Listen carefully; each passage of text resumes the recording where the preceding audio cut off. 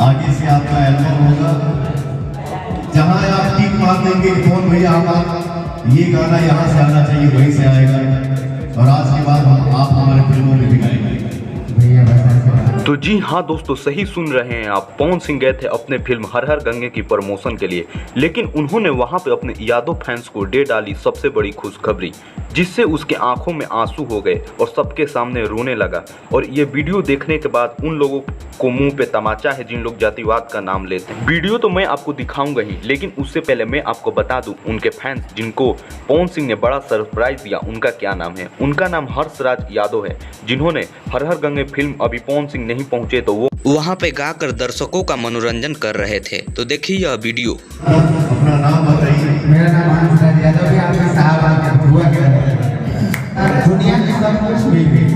आज हमारा आगे से आपका एल्बम होगा, जहां आप टिक मार देंगे कौन भैया हमारा ये गाना यहाँ से आना चाहिए वहीं से आएगा, और आज के बाद आप हमारे फिल्मों में भी गाएंगे भैया।